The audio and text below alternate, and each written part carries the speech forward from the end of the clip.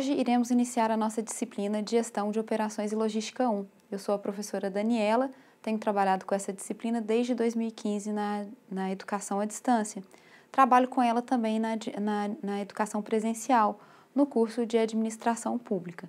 Vai ser um grande prazer trabalhar com vocês todo este conteúdo. Para nós começarmos a nossa discussão de hoje, é fundamental apresentarmos todo o conteúdo, ou seja, o que iremos tratar ao longo do nosso curso. Para isso, eu separei, como vocês podem ver, os elementos centrais da nossa discussão. A nossa primeira semana, ela vai estar focada na primeira unidade, que é a Introdução à Logística. Na segunda semana, iremos tratar a gestão do processamento do pedido. Na terceira semana e também na segunda semana, a gestão do transporte, que são duas unidades pequenas, por isso nós iremos tratá-las numa única semana. A terceira e a quarta semana será destinada à gestão do estoque, que é a maior unidade que nós temos. Ela vai ser dividida em 2 módulos. Neste momento, irei apresentar para vocês cada um dos conteúdos centrais dessas unidades. A primeira é a introdução à logística. Essa figura é uma figura muito importante, ela é uma figura central para a gente compreender a logística. E ela representa tudo o que iremos visualizar e conhecer nas próximas unidades. O elemento central desta figura é o nível de serviço. É a partir do nível de serviço que iremos estabelecer as outras etapas que envolvem o processo logístico. Quais são elas? A gestão do processamento do pedido, que é o momento em que a gente faz a solicitação de um novo item, e isso vai ser processado e vai ser entregue até o destino final. Na sequência, nós temos a gestão do transporte. O que é a gestão do transporte? A gestão do transporte diz respeito à parte dos modais que serão necessários para o deslocamento de um produto de um determinado local até o seu destino final. A gestão do transporte, ela impacta de maneira direta no tipo de transporte que vai ser utilizado, nos manuseios dos materiais, na embalagem de proteção, na armazenagem e nas compras, ou seja, todos os que estão no caminho vinculado à seta verde. Por último, iremos tratar a gestão do estoque. Como eu disse para vocês inicialmente, é a unidade que demanda um maior tempo e uma maior dedicação por parte de vocês. E ela envolve os elementos que estão com setas azuis, que são o manuseio do material, as embalagens de proteção, a armazenagem e compras. Na segunda unidade, nós vamos tratar da gestão do processamento do pedido. A gestão do processamento do pedido, ela envolve 4 etapas essenciais. A emissão. Nessa etapa, a gente pode perceber que a emissão ela pode ser manual ou ela pode ser via sistema. A emissão envolve o estabelecimento dos itens, ou seja, a especificação exata daquilo que se deseja adquirir. E aí eu preciso, quando se trata principalmente de uma organização pública, deixar muito claro a especificação desse item. E aí eu faço isso via sistema ou via bloco de notas. Aí a gente já passa para a segunda etapa, que é a etapa da transmissão e da entrada. Se eu estou utilizando o sistema, ela acontece simultaneamente. Agora, se eu estou fazendo via bloco de notas, essas etapas elas acontecem em momentos distintos.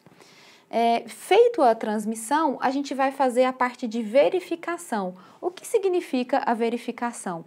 Eu vou checar se o fornecedor que está me solicitando aquele produto, ele tem saldo em estoque, ele possui recurso financeiro, ele não encontra com nenhum tipo de dependência junto à organização.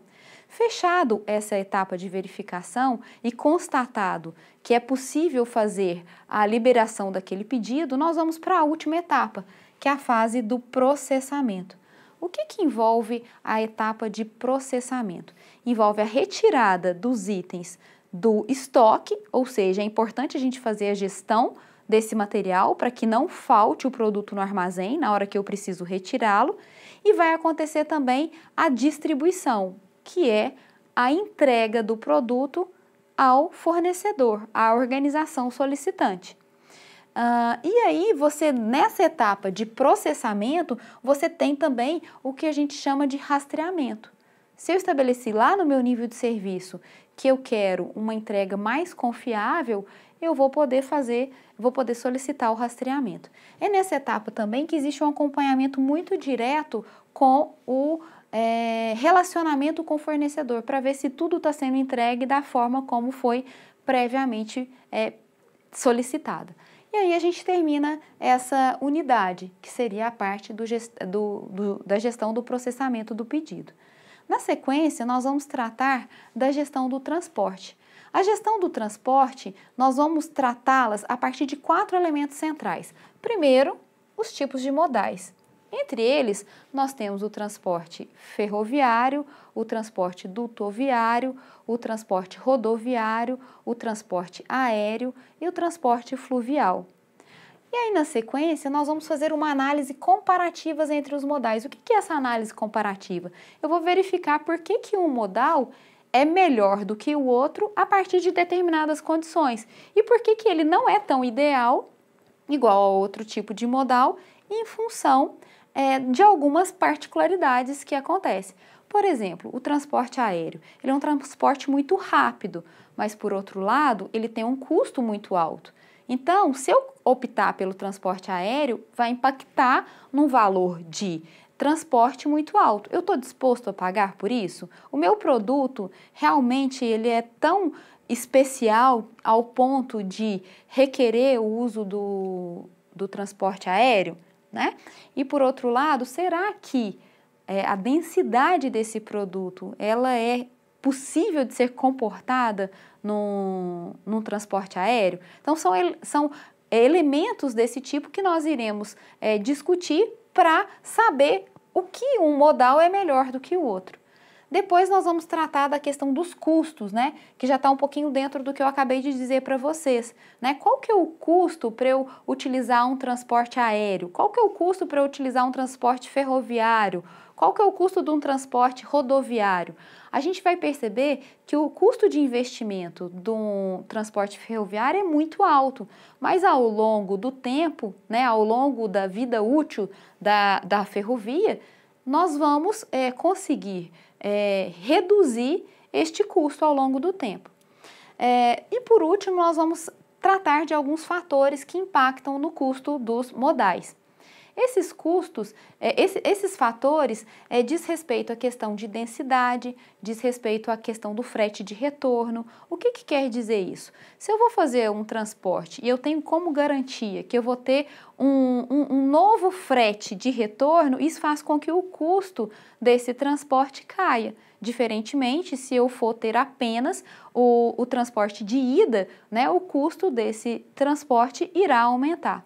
Então, nós iremos conhecer os diferentes fatores que impactam os custos dos modais.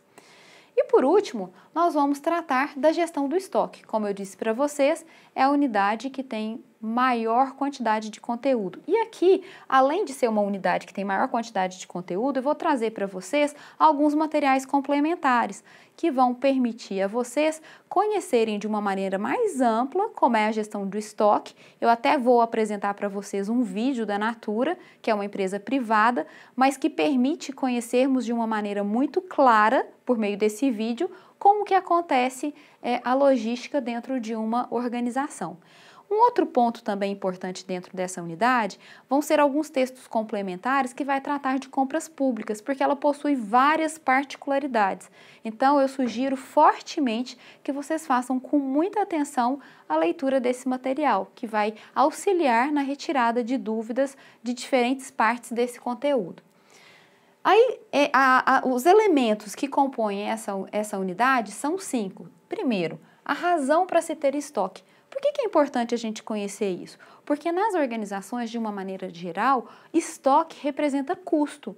Até que ponto vale a pena eu manter este custo de estoque? Então, aqui a gente vai conhecer essas diferentes razões.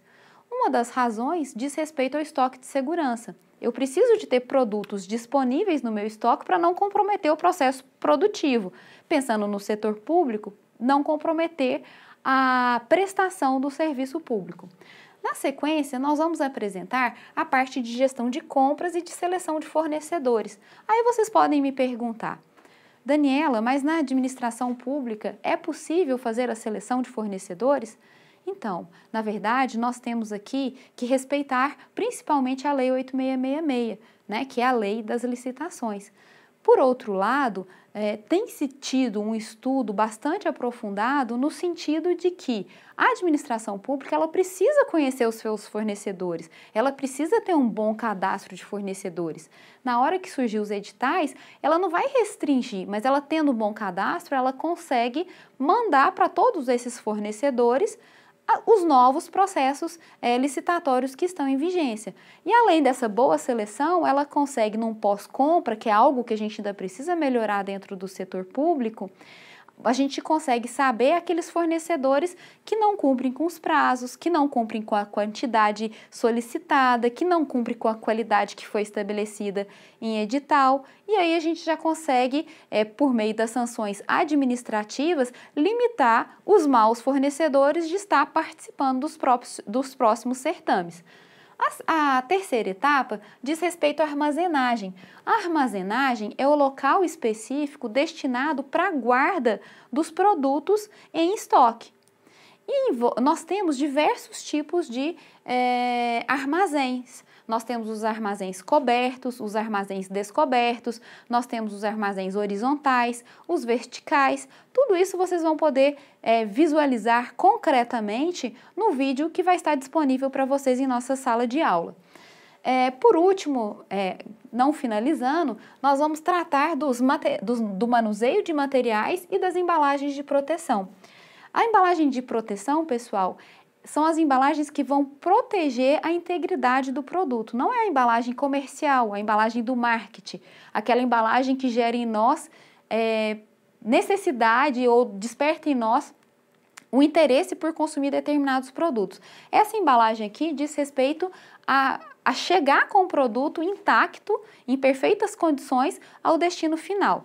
A parte de manuseio de materiais são os equipamentos necessários para a gente movimentar os nossos materiais dentro do nosso espaço de armazenagem.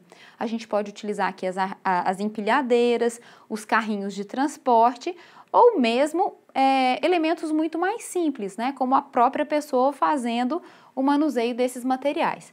Finalizando a nossa disciplina, nós vamos tratar da administração do patrimônio. A administração do patrimônio, ela trata dos bens que têm uma duração maior do que um ciclo produtivo. Eles podem ter de 5, 10, 20 e 15 anos. Ou seja, ela faz parte do patrimônio da organização. Nós vamos conhecer aqui sobre a questão da depreciação e dos diferentes tipos de materiais. Até mais! Aguardo vocês na nossa próxima videoaula, que vai tratar sobre nível de serviço.